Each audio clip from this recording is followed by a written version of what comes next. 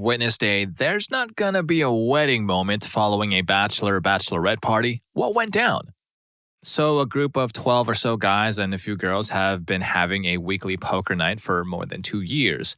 One of the guys and one of the girls hit it off, they got engaged and are going to be married. Now, both of these people regularly drink and party like normal people. However, for various reasons, we were never able to fully understand how the bride-to-be decides that the groom is not going to have a bachelor party. Like, just ain't gonna happen.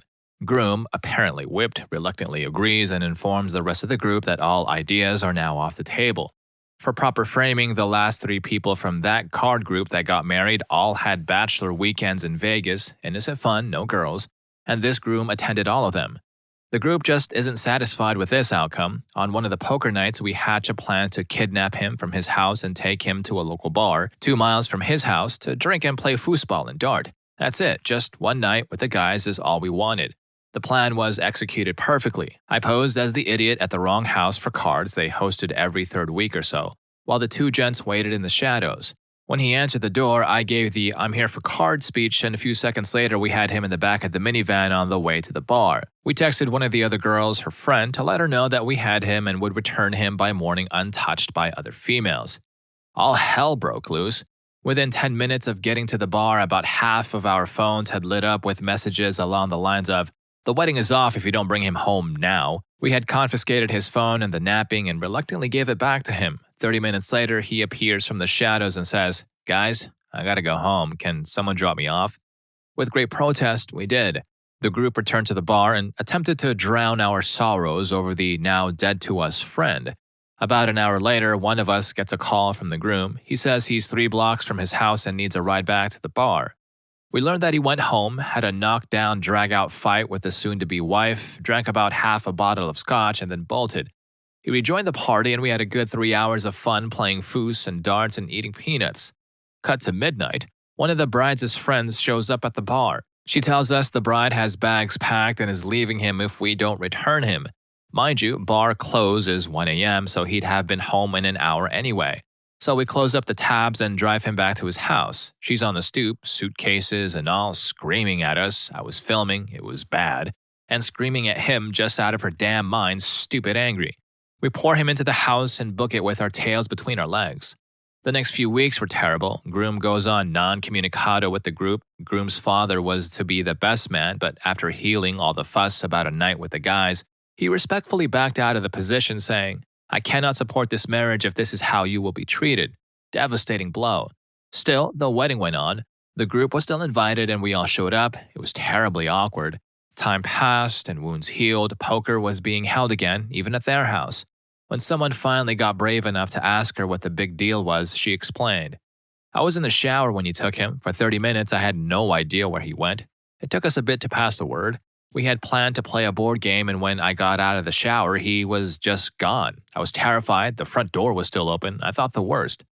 It justified it a little, but after she knew we were down the damn street at a normal bar, what was the big deal?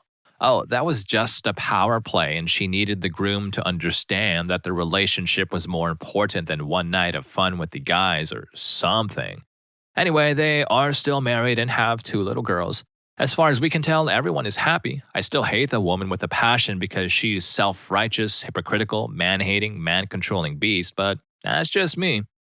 Story 2. A buddy of mine was getting married. We went out for drinks. His wife did not permit him to have a bachelor party. We drank and he told me about the cruelty and how she masked it all with play in the bedroom. The wedding was 2 weeks away. Only he hated it and only did it because he had low self-esteem. She was really aggressive. She had come on to me the year before and I said no. I told him about it later, but he chalked it up as her dominant personality. He didn't seem to care even though I knew better. Anyway, we came home from the bar and sit in the living room and watch TV. I'm not really that hammered, but tired, so I fall asleep for a bit in a chair watching an old MacGyver rerun.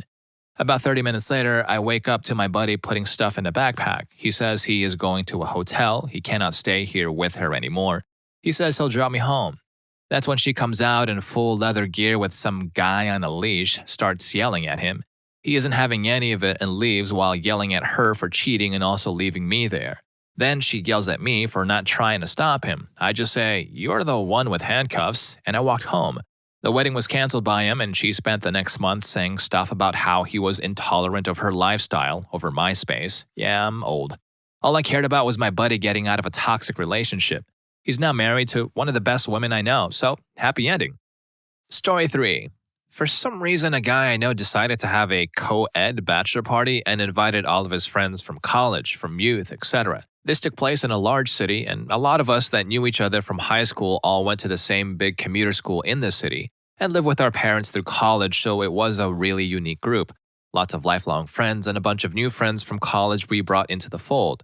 So here's our groom, Mr. Perpetual Life of the Party, charismatic, fun, likes to have a good time, marrying a total buzzkill of a girl, but damned if she isn't smoking hot. She is also very, very Catholic and won't let the groom into her pants before the wedding. The group has been pissed about this for a while, which led to some accelerated wedding plans. Anyway, co-ed bachelor party, big beach house rental, girls and guys. About half of us dated or fooled around with each other through high school or college, so people are sneaking off in various states to do various things, everything. It was messy. I had really only dated a couple of girls in the group, one of whom I couldn't find, and the other was already getting busy, so me and another loner girl took pity on each other. We had just finished what turned out to be a remarkably good time when we heard the door to the next room close.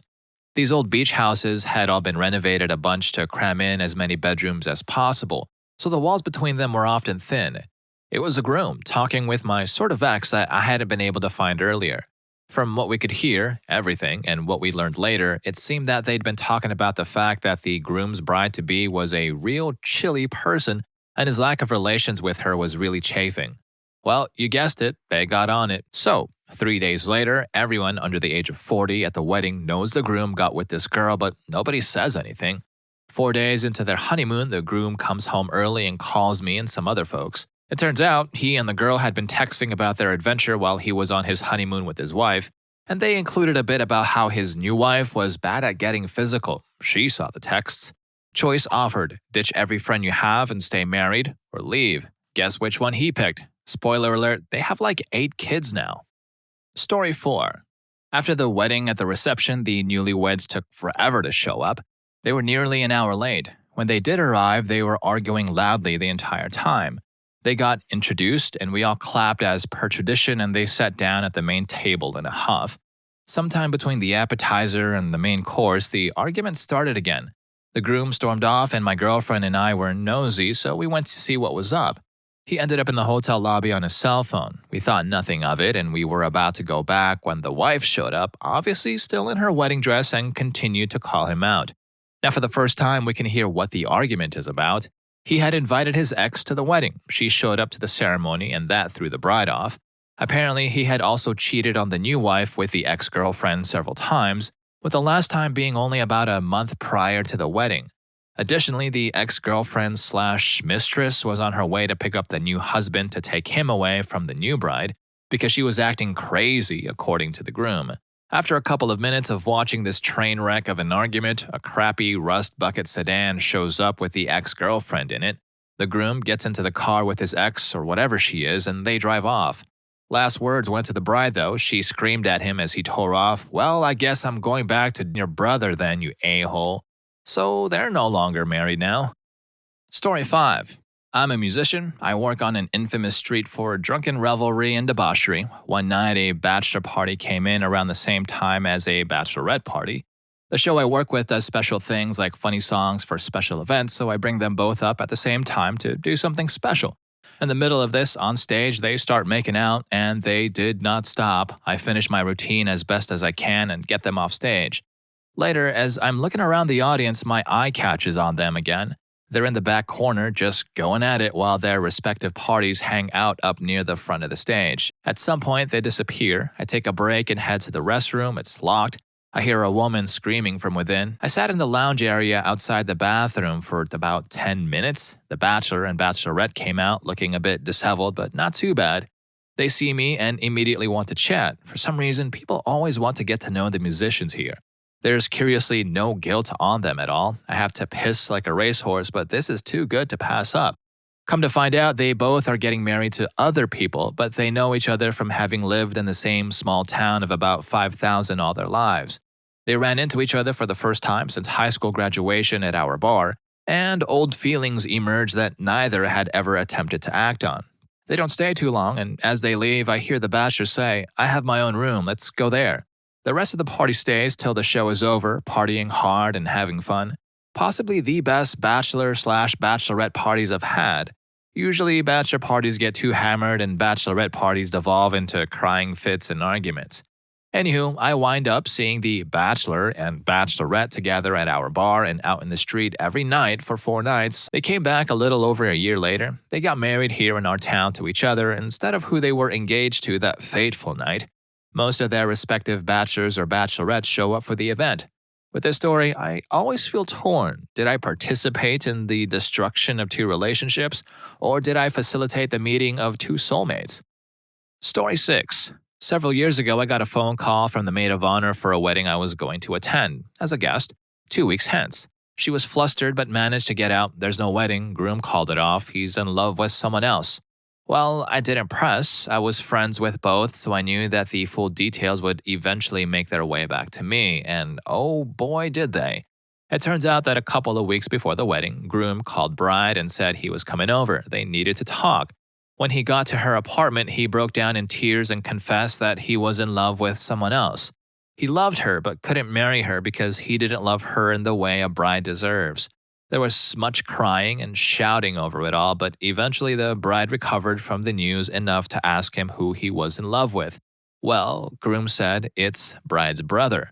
The wedding was definitely off at that point. Now, 5 or 6 years later, groom and bride's brother are married and happy. Though I lost contact with bride shortly after her wedding plans went into flames, I'm not sure if she ever forgave the boys for that one. Yikes, it's gonna be hard to top that one, but since we are already in the middle, please do give me a thumbs up and subscribe before we move on to more juicy stories. Here's story 7. There's a story that goes around. I can't vouch for the truth of it or not, call it an urban legend. First of all, if you've never been to a Jewish wedding, the way it goes is, first they have the reception with the bride and groom in separate rooms, then the ceremony, then family goes away to sit for pictures while the guests sit down to eat, then the bride and groom come in and the dancing starts. In between the ceremony and the pictures, though, is what's called Ichad, which doesn't really translate, but it approximately means isolation together.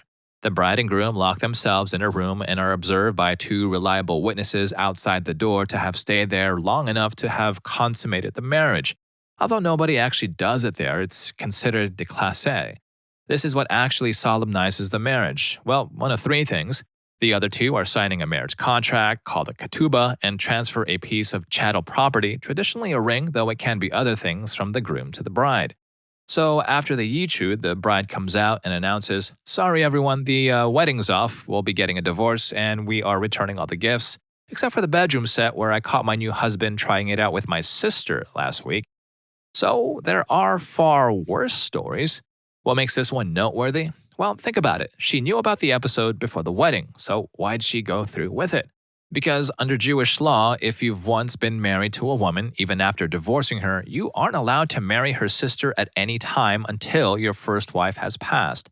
By going through with the ceremony, she in effect locked her sister out of ever being able to get together with her soon-to-be ex. Story 8. Friend invited me to his wedding. He and his fiancée are fairly poor and have lived together for years. They're both semi-disabled. His is PTSD, hers is physical, and on fixed incomes and live in a somewhat expensive area. They have 3 gift registries, Target, Macy's, and Crate & Barrel, and a huge invite list, over 300 friends and family members. All the stuff on the registries is standard stuff like towels, coffee cups, flatware, etc. Anyway, people fly out and get ready for the wedding. 2 days before the wedding is the bachelor party, and friend gets drunk and admits that she's not really his fiancée. They're just roommates and they have no intention of getting married, they just needed the stuff. They're going to cancel the wedding tomorrow and keep all the gifts. I had to protect him from getting his bum kicked by about 24 people. Then we had to have the fiancé come clean to everyone since he was too hungover. They ended up returning most of the gifts to people, but a surprising number of people let them keep the gifts. As his grandfather said, if you needed these things that badly to lie like this, you must have been very desperate. Story 9. So not as extreme as some of the others, the bachelorette party is 3 days before the destination wedding. My sister, the bride, is taken to dinner by her friends. I'm at a bachelor party. We start getting weird messages like garbled texts, and then we get a call from a local hospital. Food poisoning. The groom goes, "Yeah, this isn't happening, boys," and we figure one more short and we'll make our way to the hospital. Never underestimate the determination of a bride and bridesmaids. The wedding was delayed a day to Sunday, and she walked down the aisle with enough gravel shot into her veins that I'm not sure she knew where she was, let alone that it was a wedding. The bridesmaids were all various shades of gray, green, and ill. It was an open bar, and to avoid spoiling the party, the husband and groomsmen stayed back and kept drinking. My sister was so tired that she and the bridesmaids took another dose of Gravol and all went to sleep in their hotel room. My mother, who is a retired ICU nurse, went to take care of them.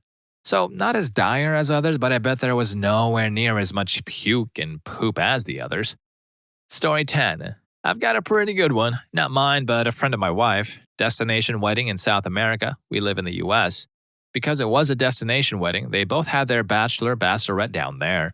The bride-to-be went looking for the groom the night before the wedding. No one knew where he was. We eventually found the dude locked in a bathroom with some local girl doing illegal substances. The bride was obviously pissed, but they went through with the wedding. Cut to a few years later, we randomly went out to dinner with just me and my wife with the bride. It turns out she never mailed in the wedding certificate. All this time, they haven't been married. She said she had too many red flags to go through with it. Dude has no idea they aren't really married, even though they have been married for years and have 2 kids together. Story 11. Buddy's bachelor party. Bachelor got super wasted, and the FOB was shocked and did not know the well-mannered and polite young man marrying his daughter was, in his eyes, a raging alcoholic. The bachelor got so intoxicated that he began to let some secret slip about his relationship with the bride. The FOB was a bit old school in his thinking. The bachelor let the following slip. His daughter was basically living with him since junior year of college, and her apartment in college was for show for the FOB. Even though he is drinking a lot, his future wife can outdrink him 2-1. His future wife has a cute tattoo on her inner thigh, and all his and her friends saw it when they went dipping at the FOB's lake house. We had a massive graduation party at his lake house when he and his wife were in Europe for 2 weeks. The bride is into some stuff, and that drew the line. The FOB declared that there would not be a wedding. Where has he gone wrong raising his daughters? Then he said that his life was over. He has 4 daughters total, and this is his oldest, whom he considered his best behaved. Story 12. An ex-girlfriend was at a bachelorette party at a club. She came home from the party and said, "Well, the wedding is off." The bride experienced the typical bachelorette party antics, which she enthusiastically indulged in. At this moment, the bride kind of comes to her senses, looks around, and sees like 20 of her friends pointing cell phones at her while recording and taking photos, and starts freaking out. My girlfriend says she started screaming at everyone, "You better delete that," and generally having a full rage meltdown. This tale of modern romance closes very shortly later with the bride's phone ringing with a call from her fiancé, who has already received photos from her friends of his bride engaged in explicit acts. And with that ending, we're going to reach the end of our stick of pre-wedding dramas. And if you love these, please make sure you don't miss our related video. What's your wedding ruined by a guest story? Story 2 is wild and something you would never want to happen to yourself. I'll see you there, and thank you for watching this one.